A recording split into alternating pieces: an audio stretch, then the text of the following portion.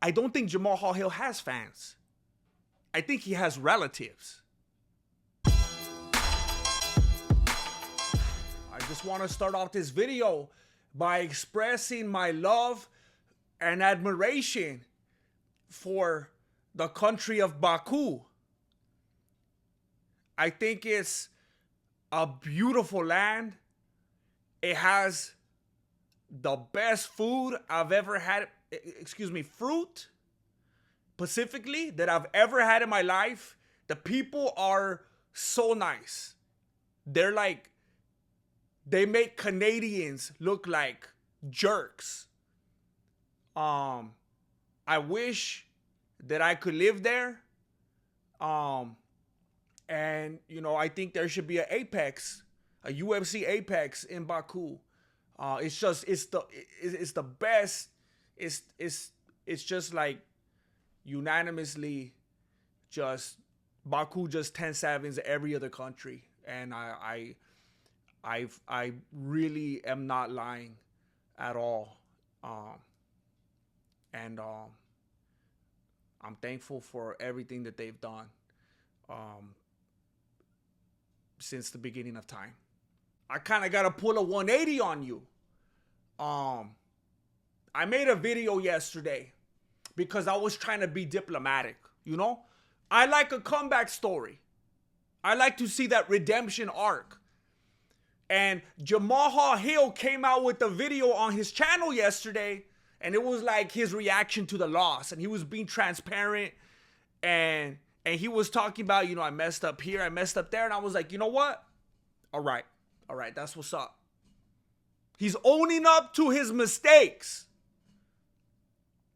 And I responded too quickly. I should have took longer than a week like that fool to react. And I thought I was doing something positive. And I wanted to say, you know what? I was quick to talk Papa when he was doing wrong. I was talking Papas. And now I'm going to say, you know what? Good for you. Good for you.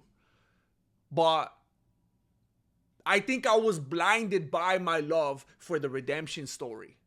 And quite frankly, I had McDonald's yesterday. And I hadn't had a rush of dopamine like that in a while. So I was in a good mood yesterday. And after I made the video, first of all, I was kind of upset with myself because I looked at my notes after the video and I realized there was a couple things I didn't touch on. And when I looked at those notes and wished I would have touched on those things, it brought other things to my beanie. And things started to kind of formulate. And then I watched his apology video again. And then I had some more notes. It occurred to me that basically Jamahal Hill had to have one of his ribs removed, Marilyn Manson style, in order to make such a video as this. And it appeared as though he had every intention of being transparent. You know, he's gonna try to open up to us. He's gonna open up that road to us. And he was going layer by layer. He didn't mean to go as far as he did. He's gonna just maybe show us those bad tattoos, you know? But instead we saw beyond those horrific tattoos, and we saw what was inside. And I'm not talking about all that food that he ate in Baku. That fool was full of excuses.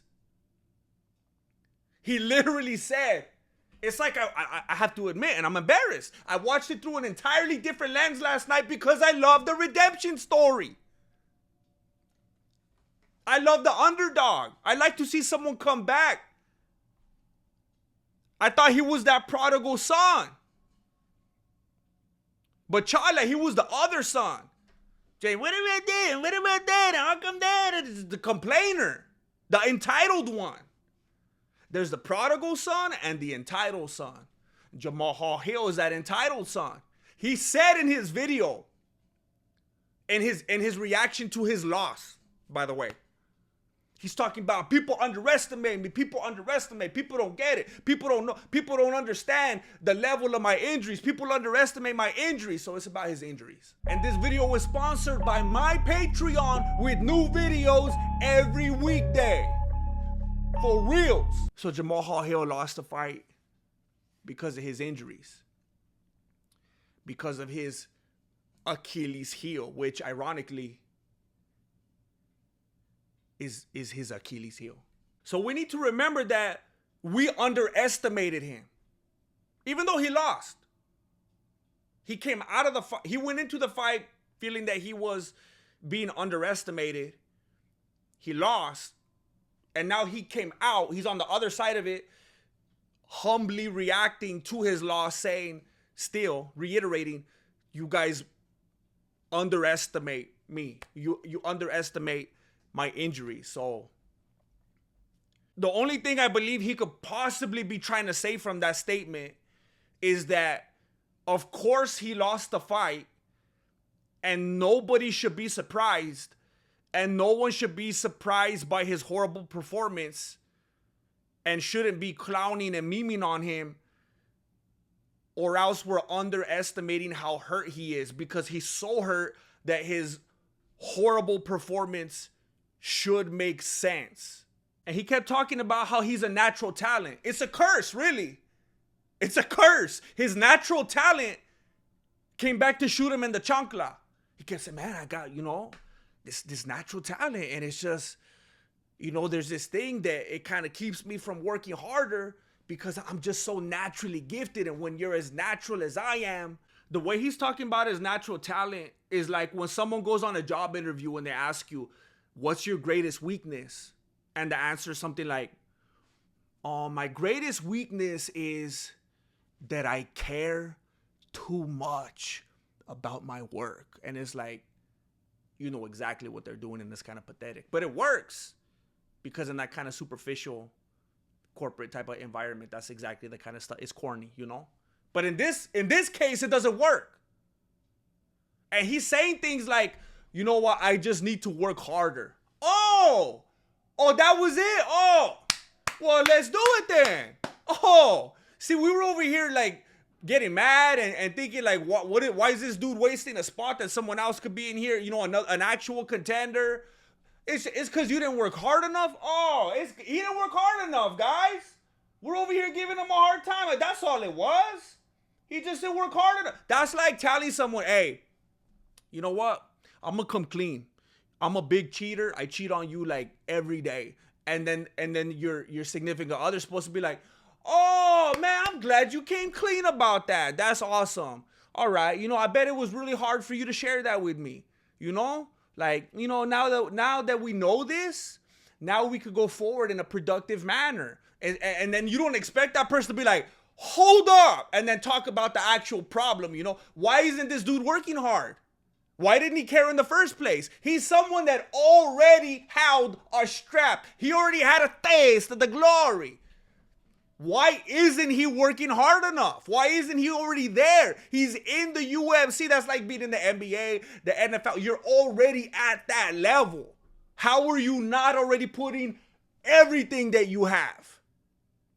And he says, I just need to be hungry. I just need to be hungry. I need to go in hungry. I need to act hungry again. I need to get... Fool! That's been your problem. You're always hungry.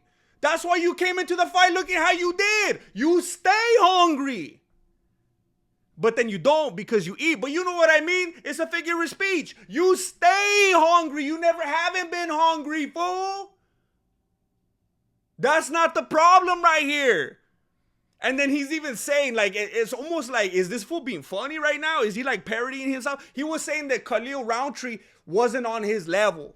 In that one interview, and the guy's like, oh, you mean your level's above him? He kept talking about levels. He's not on my level. He said in the video, I ain't even on my own level. That was funny. That was funny, but I don't know if it was unintentionally funny, but it was funny. He had this realization, hey, I ain't even on my own level.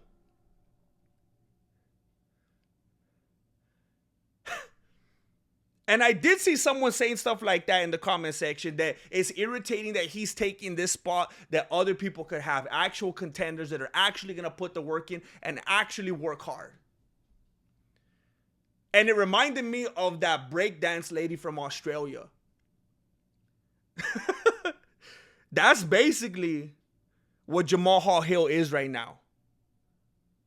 He's that breakdance lady from Australia. And I think of that interview, and it's the main thing that I was upset that I didn't touch on in the other video. It was that he kept saying, you know, when they were asking him, how will your past losses affect you? The loss against this guy, the loss against that. And he's like, what do you mean?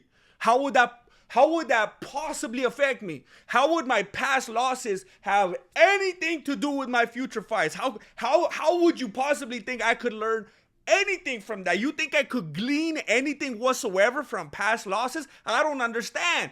And within that, he said something. He says that sounds like a dorky fan type of question.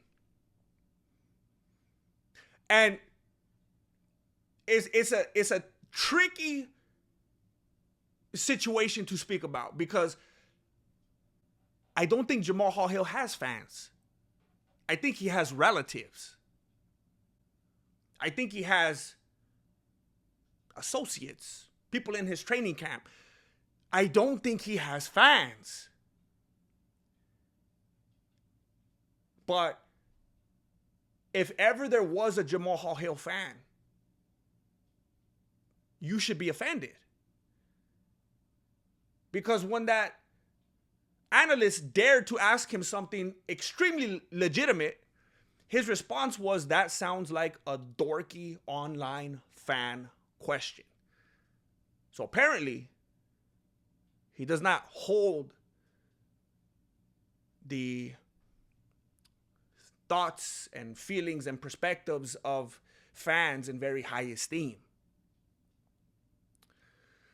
Which, if you are out there, you shouldn't be too offended by, because clearly the way that he lives and the way that he came into this fight, he doesn't hold himself in very high esteem either. And it's something that we've learned over the years from psychology and behavioral understandings, that